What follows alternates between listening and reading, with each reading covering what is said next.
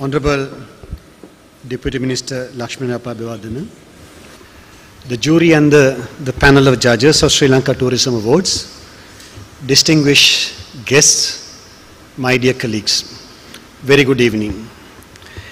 It's indeed a pleasure for me to be here and say a few words on this very special night. It is special because of two reasons.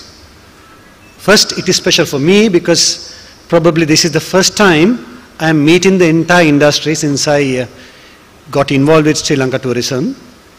Secondly, it is special for all of us because this is the night on which we recognize the winners of Sri Lanka Tourism Awards 2010.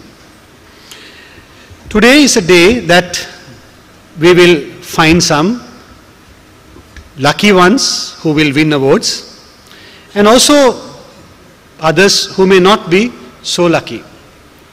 However, to me, all of you are winners. Why? Because you have achieved something that perhaps many in this industry in the other countries wouldn't have been able to achieve.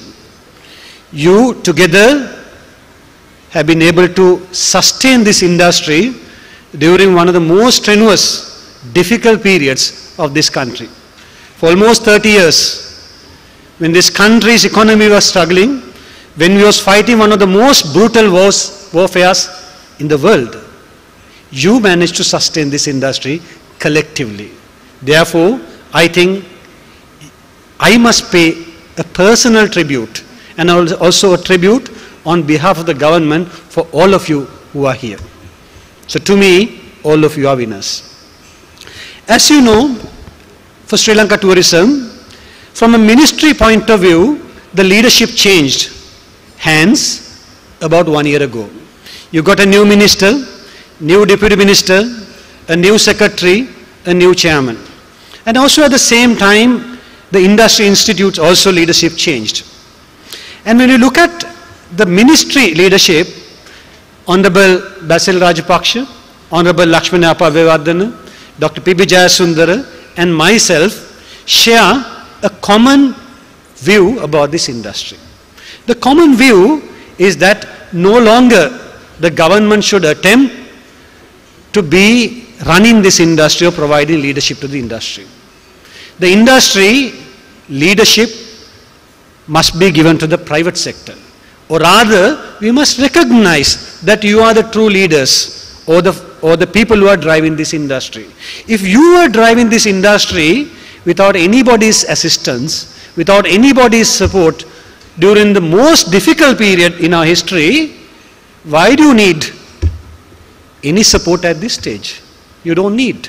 And we need to recognize that. But then, there's a role that the government has to play. The role that the government has to play, according to my two ministers and my secretary and my own personal view, is facilitation. We must assist you to put together your own master plan for this country. We must recognize the marketing strategies that has evolved over the last several years and put it together as one country vision, one country strategy, one country marketing plan. We must facilitate investment. We must facilitate infrastructure development. We must support your promotional activities and we must regulate. That's all we have to do. The rest you must manage. We would like this industry now to be more aggressive than ever before.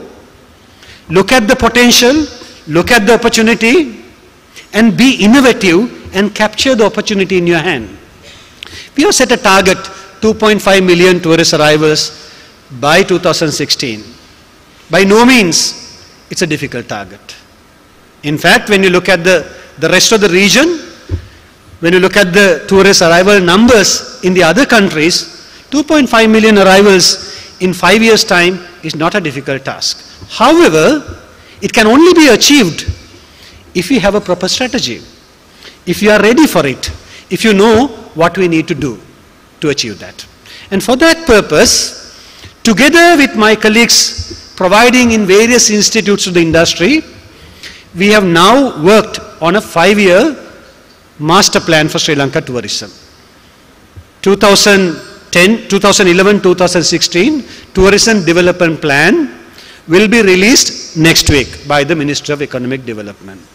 And when you look at that, you will not find anything unusual. You will find a collection of ideas that has come up from you, from academics, from various interest groups over the years. And what you have done, we have summarized, we have analyzed, and we have collectively agreed that there's a particular way we have to work during the next 5 years in order to achieve our target. And in that, one of the most important aspects in that whole plan is creating an environment conducive for tourism, which will involve the policy aspect, the regulatory aspect, the manpower aspect, and most importantly, the service aspect. When we want to take the world head-on, when we want to emerge as one of the most sought-after tourism destinations in the world, we can't be just talking about what the nature has given us. Of course, the nature, Mother Nature, has given us so many things. In terms of biodiversity, we are unmatched, unparalleled compared to the rest of the world. But that's not good enough. We also have to work. We also have to improve ourselves. We have to build our manpower. We have to build our service standards. We have to build our facilities. That is where I would urge all of you to take special initiatives from this point onwards. For the last 20 years, the expectations were low. The world didn't expect much from us. But now, from this point onwards, the world will demand a high quality service, high quality product from us. We want to be eventually a high value added destination, a high end destination, which will charge a premium price. And how can you charge a premium price if you are not ready? So in that, we have a lot of work to do together. We have to improve ourselves in every possible way so that we can compete with anybody, anywhere, any destination in the world. And in that journey, amongst things that you need to do, some of the things we are recognizing today. Some of the aspects. We look at only the 2010 and we recognize the high achievers in those categories. And we have had a very independent jury and a panel of judges who evaluated your applications and decided who are the winners of 2010. I'm sure the chairman of the panel of jury will also explain you the evaluation criteria. And as I mentioned earlier, I congratulate everybody who is going to win.